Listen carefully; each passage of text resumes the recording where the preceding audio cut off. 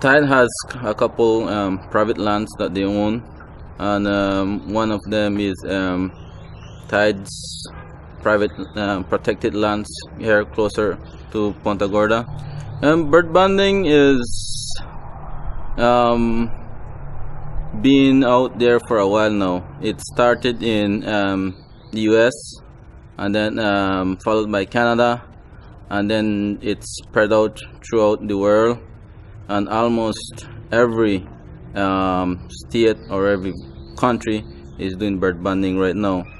Bird banding is a tool for conservation.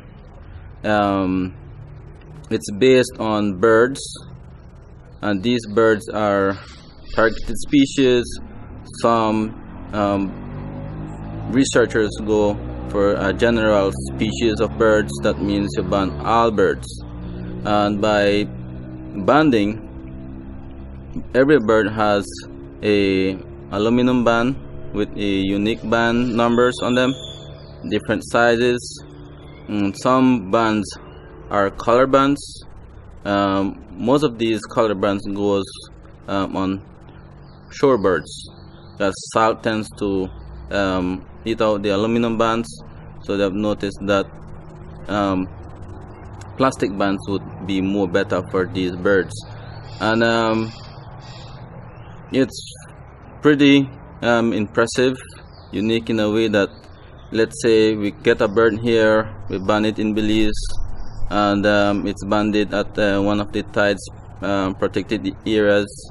It flew somewhere, they got it there, and then that way we know the cycle of that bird, and if it returns back to the same area for a couple of years, then we can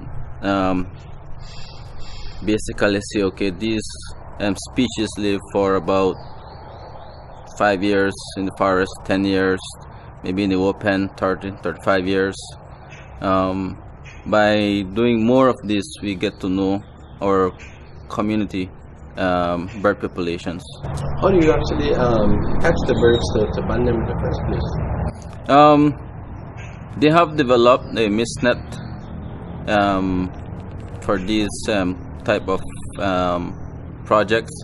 It's a very, very tiny mesh. It's like a thread-like, and it can hold medium-sized birds. Warbler, it's about 9 to about 130-40 grams. So it's pretty unique mesh that we use. It's the length is about 12 meters. Some are shorter. That all depends on your target species, and it depends on the size as well. If you want to catch hawks, then you use stronger mesh, wider mesh. It all depends on your target species. But for us here, 30 to 35 millimeters wide mesh that we use. Yeah. What kind of birds have you actually banded while at Tide? Well, there are many species that we have banded so far.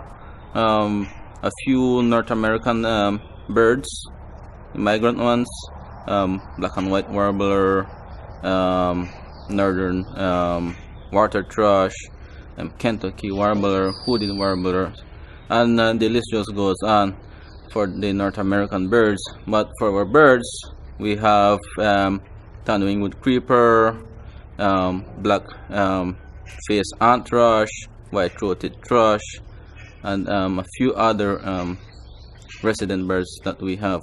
The important thing is that for the resident birds, we can really track them, whether they're coming back to the same net, and we can see if they are there, if that specific area is their territory.